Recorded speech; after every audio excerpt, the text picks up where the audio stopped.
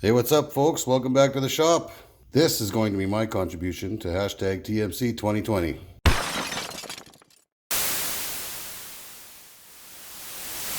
So this is going to be a tribute, an homage, if you will, to quite possibly the first tool ever created by mankind. Predated only by the pointy stick and caveman club. So what I have here is some 304 stainless steel. Now, I did face up the ends just for posterity's sake and to, well, quite frankly, get a feel for it. I hear this stuff is pretty difficult to work with.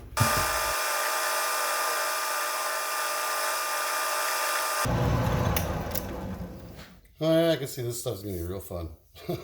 A slug of what appears to be some kind of sintered copper or something like that. It's a hammerhead. It was a lot cheaper than buying a thing of copper. And also some rawhide.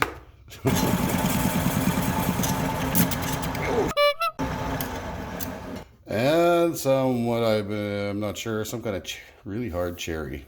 I'm gonna make a friggin' hammer.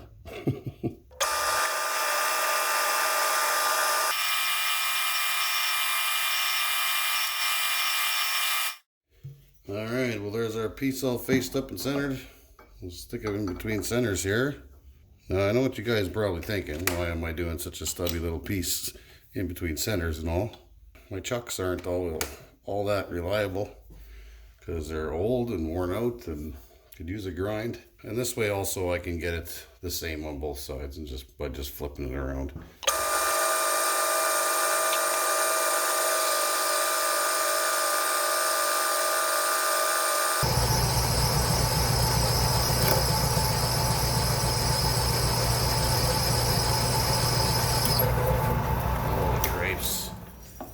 Good God, this stuff is like the freaking devil, this stuff. Holy crapes. That is some evil bird's nest in there.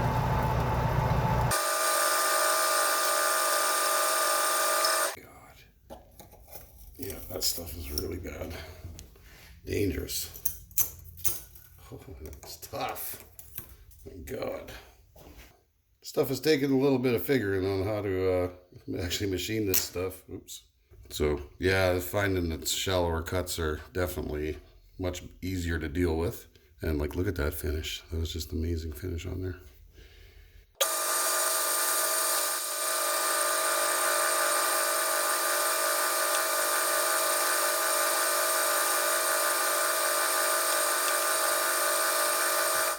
All right, trig, I'm not a tree. What? So what we got to do is we're going to have to try to find, we know our angle or our basic dimensions. So we know that this is going to be 0.188 and this is 0.25. But what we don't know is the hypotenuse or that angle of X. I guess that's what the mathematicians call it, is X. So I'm pretty new to shop math. And since my calculator is essentially my camera as well, I'm just going to go through this with snapshots. So we got to find the hypotenuse first of all. So, you do the Pythagorean theorem. Yeah, I can't say any of these words. Pythagor. Got to find the hypotenuse. So it's a squared plus b squared equals c squared. Now once you find that square, you got to find the square root, which turns out to be 0.313.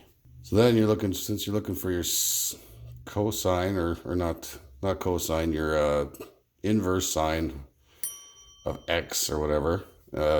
Yeah, I know I'm saying this wrong. And honestly, this will probably not see the light of day if this is wrong. But then you type in your inverse sine, which is 188, divided by 0.313, and it gives you X equals about 36.8. So I'll just round it up to 37 degrees. And that, in theory, if I did all this right, should be the angle in which we got to cut our bevels in there. All right, so utilizing my least favorite lathe tool. Yeah, that should be good right about there. Yep. That'll be our 0. We want to bring this in 520.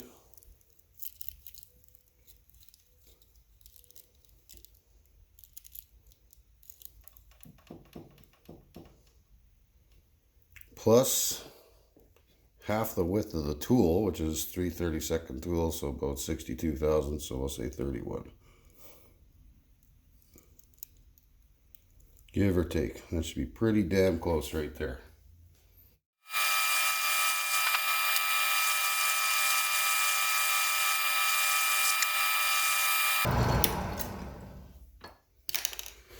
Whew, that's pretty scary. All right. Let's see how our angle worked out here.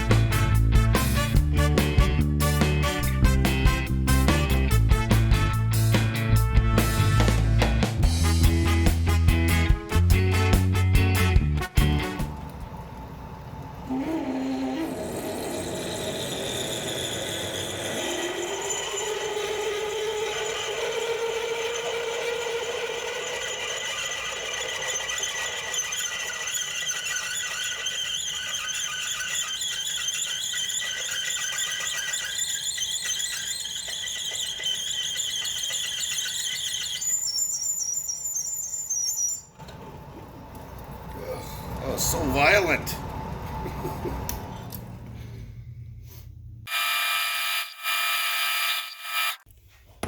All right, got a little chamfer.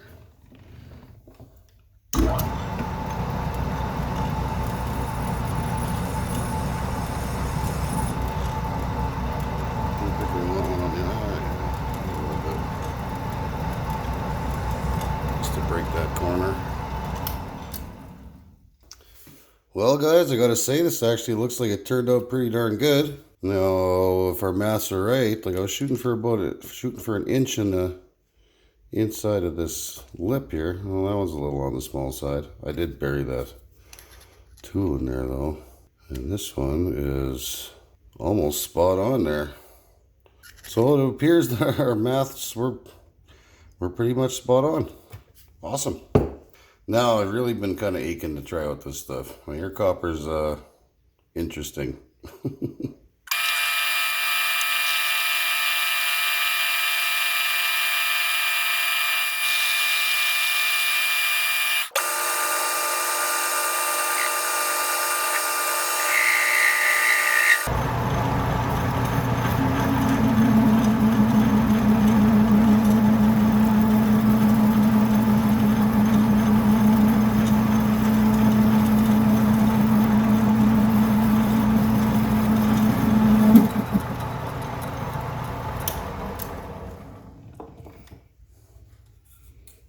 Ooh, it's hot.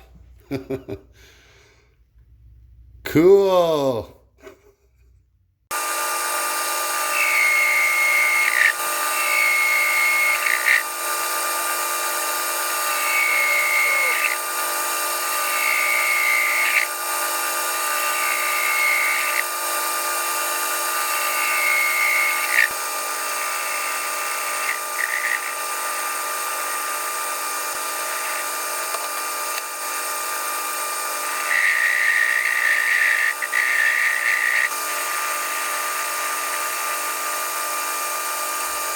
Well, I'd say that turned out pretty good. I left the OD a little on the big side, so when I press it into here, it should, I'll be able to turn it true.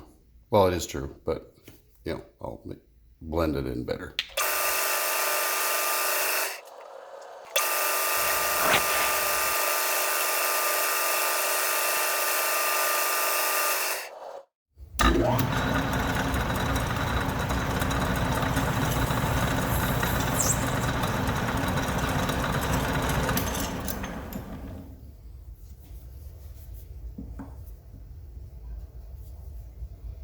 Perfect. Yeah, I don't know how this is gonna act.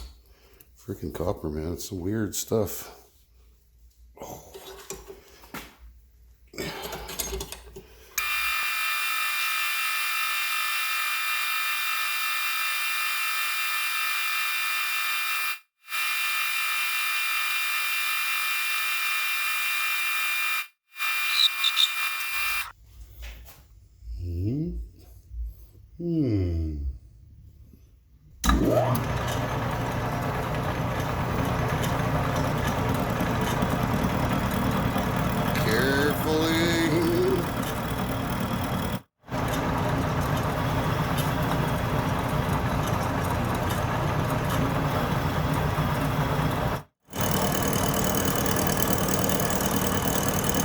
I'm gonna be here a while, guys.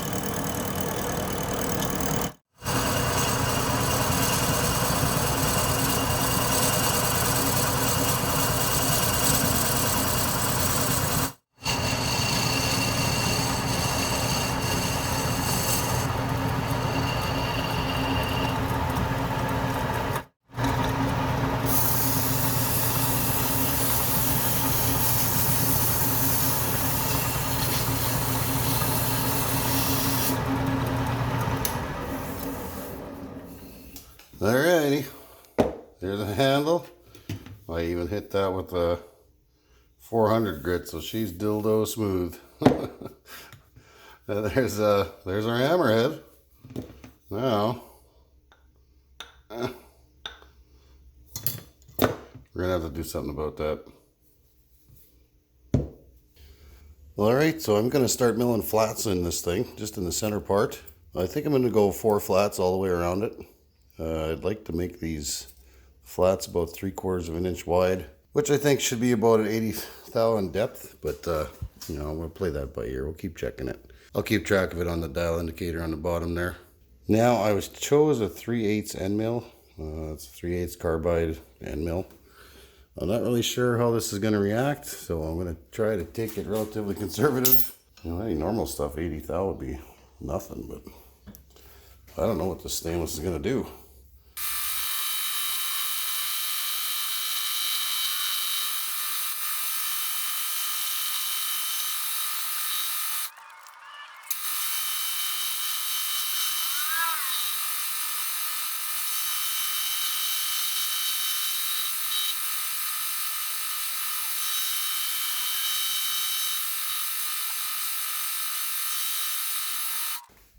Oh, that didn't work out too bad. Let's check it out. Okay, we're at 80 thousandths here. So. We're shooting for about 3/4 of an inch wide. Well, it made a nice cut though. And we're not even close.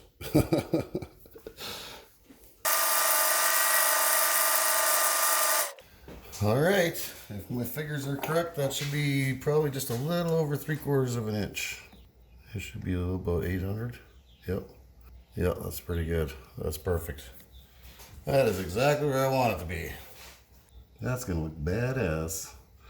Well, now I just gotta, now that I know the measurements, I'll probably just do that all in one swath and just get that over with. My original figures, I went with a 37-degree angle. Wouldn't really, for finding this particular depth, you need to do the inverse of the 37, which is 53. And that's the measurement I got there, so. All right, well, we got 3 sides done. Not looking too shabby, if I do say so myself. A little bit of milling marks in there. It's kind of to be expected with this unit. We'll clean them up later. I'll go through the whole spiel of how I've been squaring it up, just in case you guys are wondering. I've been lining it up with these squares. Just something like that, with feel on the flats. And then shining a flashlight through there. And testing our repeatability factor. Touch that off there. A little bit of oil squishing out. And down here. Boom. Still at 0. And that is how I've been doing that.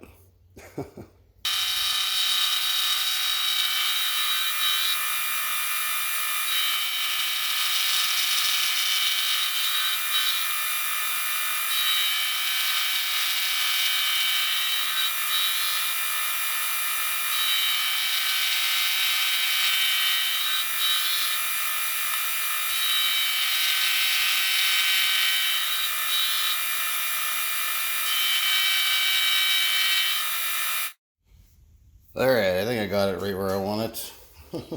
I just used the 1/4-inch tool steel blank and hit it on the top and on the side, and used a white zigzag. It's only like 1/1000th of an inch, so should be very close. Now what I got going on here, I'm going to offset it, and then drill that out to 1/2 inch, and then I'm going to take a 1/2 inch end mill and offset it the rest of the way, because I want kind of an oval in there.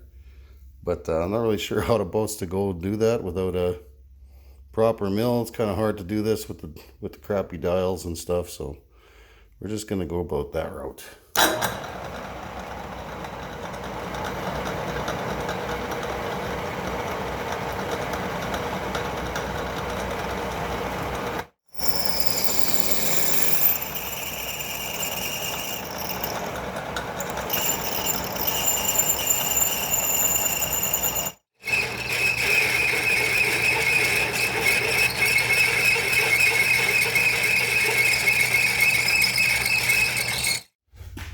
Hopefully this pans out.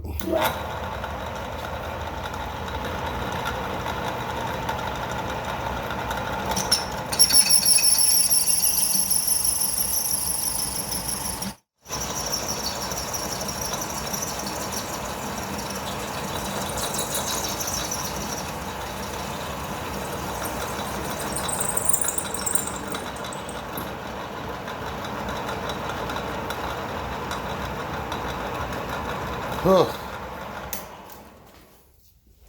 we did it.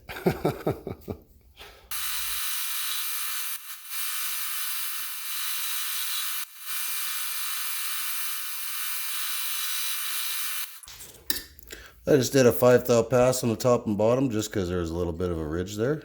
But it's feeling pretty good in there. I can't really see it from here, but I think it'll be good.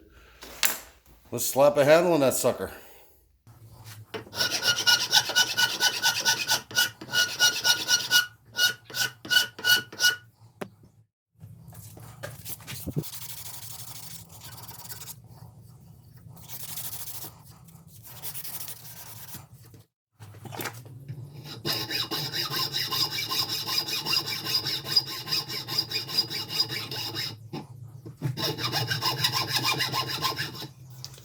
All right, well, there's our handle all fitted up.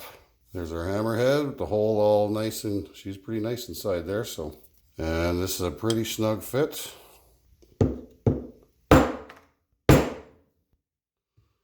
Perfect. Now we'll just cut off that excess. All right, guys, I think it's done. Made a new wedge. Made a little oak wedge in there.